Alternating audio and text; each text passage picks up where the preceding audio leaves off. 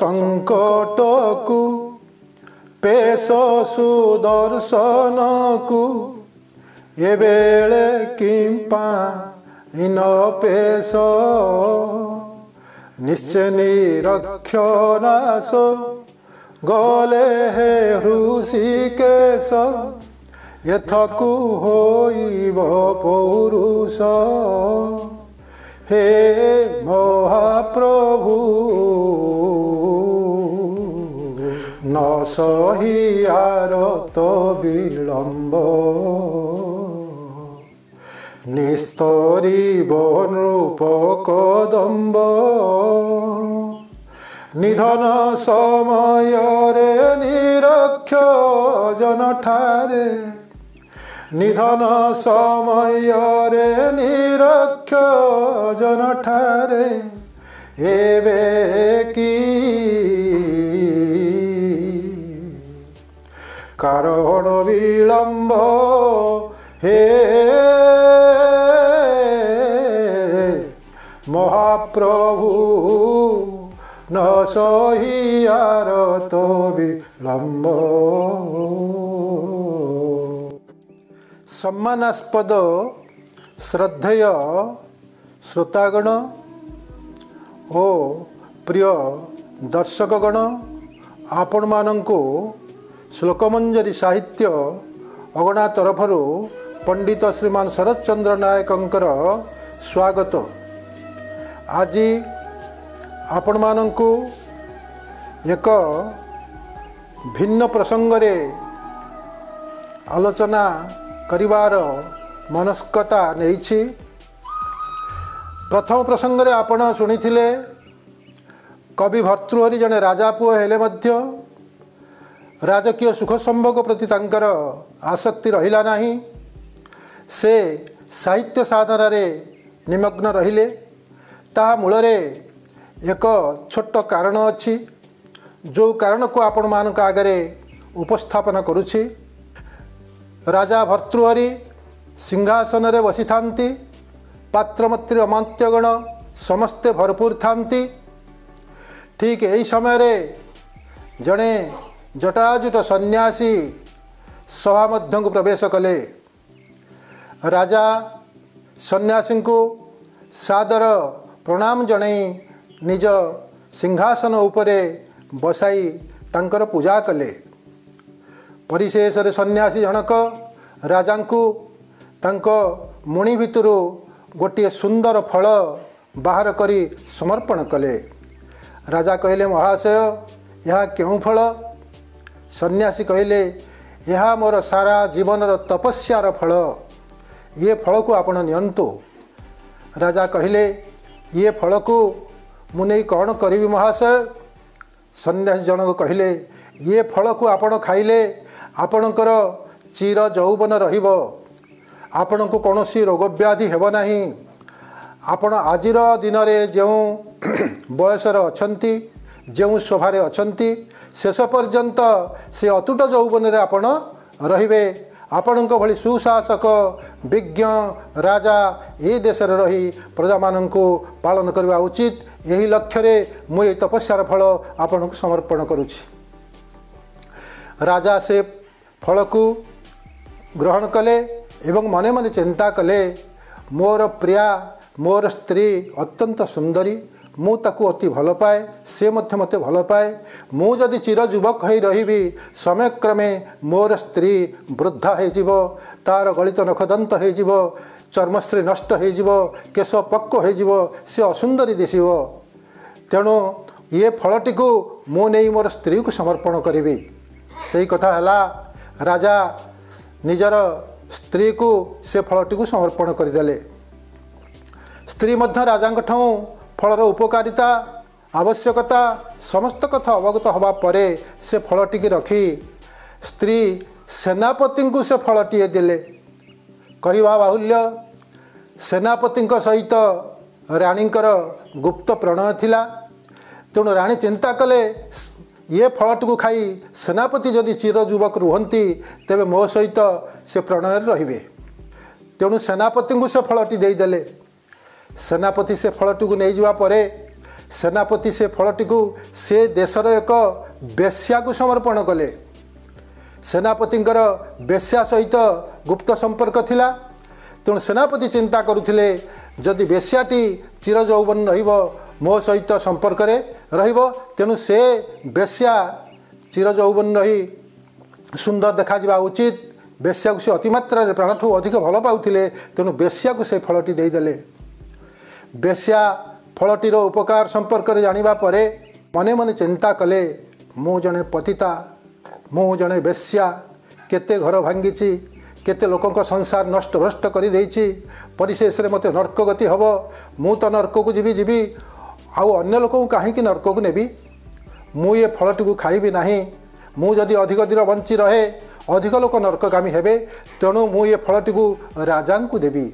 ये देशर राजा भर्तृहरि जड़े सुंदर, जड़े सुशासक, जड़े विज्ञ, जड़े प्रजावत्सल, तेणु तांकु देले से फलटी को खाई दीर्घजीवी हेबे एवं ये देश में ये प्रजा माननकु पुओ भली पालन करिवे। परदिन बेश्याटी राजसभा को आसी विनम्र भाव में हाथ जोड़ी राजा को जनइला, हे राजा आपणक पाखरे मोर गोटे गुहारी अच्छी। राजा की गुहारी बोली पचारते पाद तले लंब हो पड़ जाई बेश्या जनक राजा को से फलटी समर्पण कला। राजा ए फलटी को देखी प्रायतः चिन्ह पारुथिले, तथापि बेश्या को पचारे ये फलटी कौन? बेश्या कहला, आज्ञा ये फलटी को आपण खाइले आपण दीर्घजीवी हो रहिबे, आपणकर स्वास्थ्य अतुट रहिबो, बुद्धि अतुट रहिबो, आपण दीर्घ दिन बंची रही देश को सुशासन देवे, यही लक्ष्य ये फलटी को आपण को देली। राजा पचारे, तुम्हें फल केउठारु पाइल? अगत्या बेश्याटी बड़ अड़ुआरे पड़गला। किपरि भाव से सेनापति ना कहब? सेनापति जे राजांकर सेनापति एभली कलुषित, एभली कलंकित, एभली बेश्यासक्त, ये कथा यदि राजा जानती तुरंत सेनापति को नगर बहिष्कार करदेवे। तेणु बेश्याटी मनरे अत्यंत भय होगला, भावी नथिला ये कामर ये प्रकार फल हेबो बोली। राजा बारंबार बाध्य कले, कुह तुम्हें ये फलटा को तुम्हें केउठु पाइल? बेश्या नीरव रहिबारु राजा तुरंत कर्मचारी को कषाघात करने निर्देश देले। 2-4 पहाड़ जेपरी चाबुक प्रहार बसी जाइछि। बेश्याटी सत कथा कहीदेला, आज्ञा सेनापति बाबू मते एठी देइचंती। ये कथा जानिबा परे राजा बेश्या को पुरस्कार देई विदाय देले। तुरंत सेनापति को डकागला। सेनापति आसी पहुँचिले।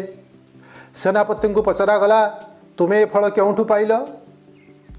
सेनापति अगत्या ये फलटी को देखी अत्यंत आश्चर्य हेले। जदि फलटी विषय कहउछंती रानी को कथा कहबाकू पड़िबो। ओ रानी सेनापति भितर थिबा गुप्त प्रणय आज सभा प्रकाशित हब। तेणु भयभीत हो गले, किछि कहि पारु नाहंती। पूर्व भली राजा तांकु दंडर व्यवस्था कले। चाबुक प्रहार रे रक्ताक्त करदेले तांकर शरीर। शेष सेनापति बाध्य हो कहले, आज्ञा रानी मते फल देइछंती, रानी को ठौ में फल पाइछि। तुरंत सेनापति को विदाय दे पुणी राजा रानी को आह्वान कले राजसभा मध्य को। रानी आसिले, रानी को पचारे, रानी तुमको ये फल मु देइथिली, केते श्रद्धारे केते स्नेहरे तुमको फल देइथिली, तुम्हें शेष या कल विश्वास विष देदेल।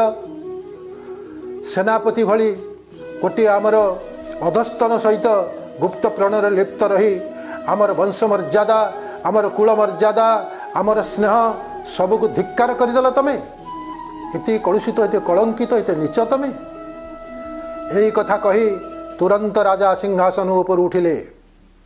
सिंहासन ऊपर उठी गोटे श्लोक पाठ कले।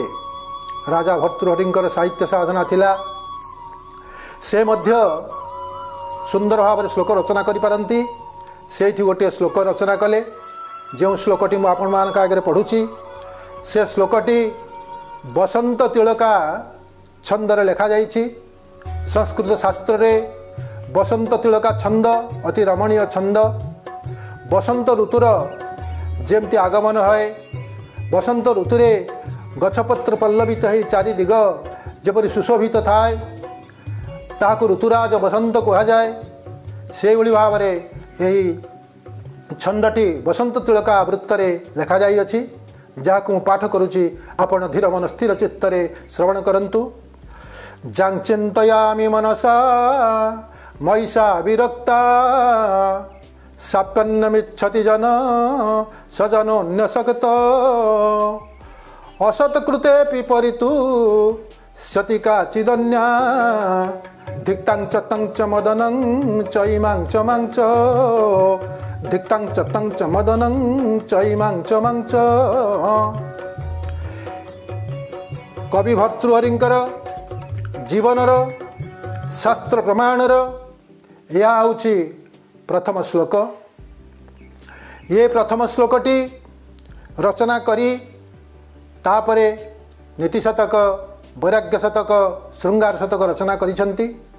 तांकर शास्त्र को आम राज्यर पूर्वतन मुख्यमंत्री जानकी वल्लभ पट्टनायक जड़े सुसाहित्यिक जड़े संस्कृतज्ञ और जड़े सुलेखक से महाशय आज स्वर्गवासी हेलेनी किंतु श्रृंगार शतक नीति शतक वैराग्य शतकर से जो अनुवाद करी जो काल जो साहित्य सृष्टि करी तेणु से महाशय को मोर प्रणाम। आज मुझे लेखारू ए श्लोकर अनुवाद को आपण मान आगे पाठ करुच्ची।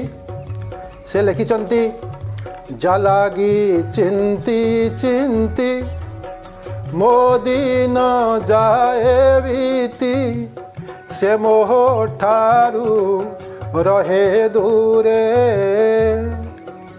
तास्नेह अनुरागे जारे प्रणय मागे से जन आन लागी झूरे प्रेमिका जने के ही झूरई मो पाई प्रेमिका जने के ही झूरई मो पाई देखिए जन सनरीति धिक से मोद प्रेमिकारे मोते जे मुधिकारे धिक से प्रेमिकारे मोते जे मुधिकारे धिक ए मदन गति धिक ए मदन गति।